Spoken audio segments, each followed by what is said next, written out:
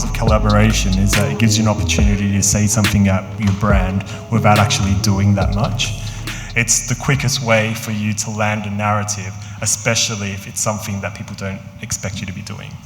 It's just making sure your values are lined up and making sure that it all makes sense. And we define relevance as being meaningful, credible and visible, the top line. But making sure that that's a key part of your approach means you're actually going to have a successful campaign, partnership, however you want to define it. We just go with our gut, and when something feels right, then it is right. And because we don't have investors and we're completely self-funded, there's no one controlling what we do. So for Ola and I, it's very much a case of if something feels right and it's right for our customer, then we'll do it. And with the media landscape changing, it's kind of everything's online, everything's accessible. If someone wears something, people want to buy it now. What brands need to do is find people that really do represent their brand and not look at followers. And I think brands need to look at how can I be authentic with my collaboration. Used to be, if you're launching a store, what's the Instagram moment that people are going to take a picture of, they're going to share, they're going to come away with it. Whereas now, very quickly, it's completely flipped to what's the story that you're actually trying to tell and why is it authentic? I guess maybe the first instinct I find marketers tend to kind of create stuff that feels really contrived. And I think the reason that is because they're trying to fulfill too many of their objectives with kind of one piece of content or one event or whatever.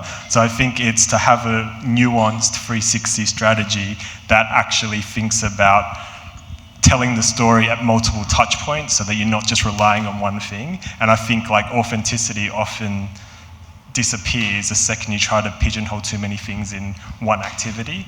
I think people confuse brand purpose with aligning with a social cause or saying something that feels important. I think the brand purpose should be something that is genuine and something that your audience will care about, but actually is truly reflective of why you exist as a brand. And I think if you can nail that part and not try to attach to fad or do things because all the marketing panels are telling you that it's the thing to do, then I think that's a really good start. And I guess you've got to find that in the brand that you're collaborating, or whoever it is that you're collaborating in. Yeah, absolutely. And I think, and also think about why you're collaborating with someone. For me, you collaborate people because you either want to leverage their audience, you want to leverage their brand narrative, or you want to do something different that you're incapable of doing independently. I think if you know which one of those 3 points you're really trying to nail, then kind of work with that objective first and go backwards, rather than saying, I just really want to work with this because it could be interesting, or people might think it's cool. Know your customer, and that's where everything begins. And you know your customer because you're part of that journey, so it's instinctive. But if you're a business, big, small, medium, you can never know enough about your customer. And the social platforms help, but spend time with them, go and hang out with them, buy them a few drinks or coffees. And I'll take the drink. Okay, she'll take a coffee. You've got to understand who your customer is, what they want, to be authentic. But I completely think that is so true. Everything we've done from day one is knowing our customers. We were set up in our living room before we could even afford to pay the rents and overheads. We used to have all our customers come over to our living room. They'd try on in our bathrooms, come down. Every single day, we probably had about 5 or 6 customers come, and they're still customers now, and they're like, but I used to come to the living room, can I please come? And they come to the office. We literally have an open door policy where our customers are constantly with us, and we work in our pop-up shops. We go there, spend a morning either Ola or I. Our first pop-up shop that we had, we worked in it every single day, and I think I drove home on Boxing Day, and then Ola flew back from Ireland on the day after, and it was just, you just have to know your customer, even when it comes to, I think, your wholesale buyers and knowing their customer. We've never had an agency represent us, so we do Paris and New York 4 or 5 times a year, and we do 7 days in the showroom. We've never had anyone sell any of our products apart from us. And I think from that, you build up a relationship directly with the buyers and then also your end customer, so you can learn all about their customer and you just absorb all that information. It's so important.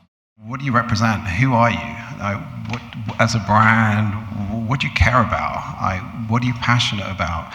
And values is it's too big a word to really explain. But ultimately, that is what it's about. And if you are clear as a business and a brand as who you are and what you're about, from the Patagonias to the Ace and Tates to your brand and business, then of course, you wear it on your sleeve. Do you know what? Like, Instagram shows you what you aren't, what you don't have, who you're not.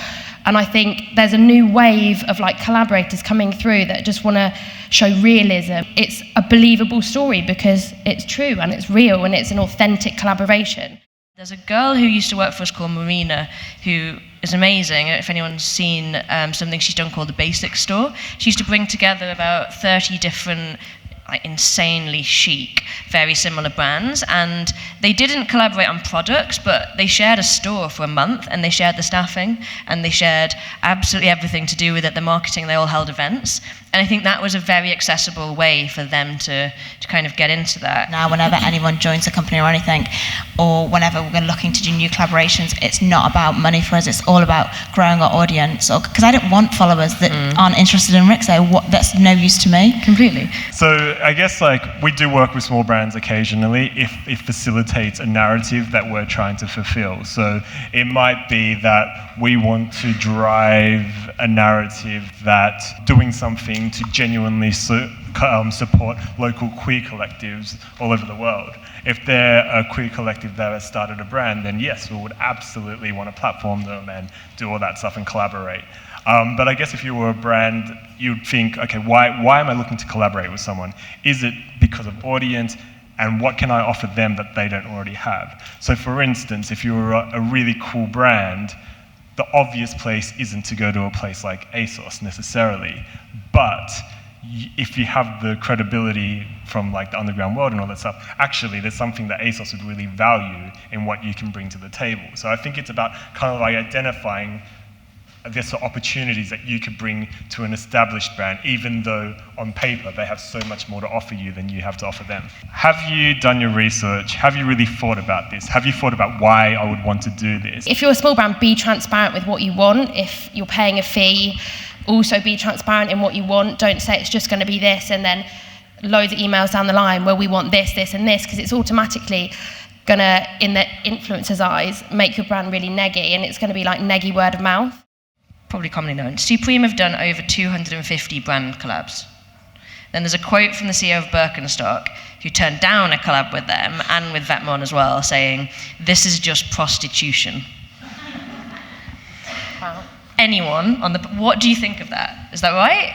Have we reached a saturation point of peak collaboration with some brands? I think it depends on how impactful the narrative is. So the reason Supreme works so well with Louis Vuitton is because it demonstrated that luxury was willing, that streetwear had become mainstream, that a brand that could be perceived as stuffy was actually cool and edgy. There's a multitude of purpose besides from merging two different audiences, and it's a lasting effect that has resulted in almost the whole repositioning of Louis Vuitton. It depends on the purpose and the narrative and what you're trying to project.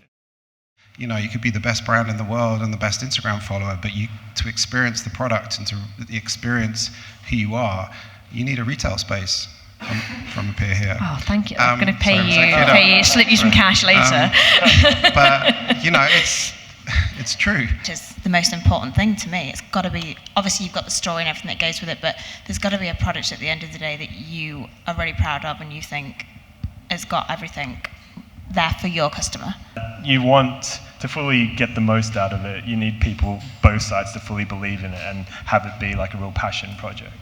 Collaboration isn't necessarily brand X brand. It could be supply chain. It could be, we're working on a scheme in Hammersmith with Air Labs who make all the air purification systems that Stella McCartney's got in her shops. It's just thinking about who you work with and how you work with them. And obviously we are in a new age, a new normal of sustainability, and do we need any more products in this world? I actually think we're going to be collaborating less with celebrities and media brands potentially, and collaborating more with people that are making real world impacts, so scientists, architects, designers, because I think they have interesting stories to tell, and I think, and if they're doing if the whole thing about marketing is like how can you demonstrate real-world impact, then actually working with these individuals will be able to allow you to do that, drive that authenticity, and also tell an interesting story.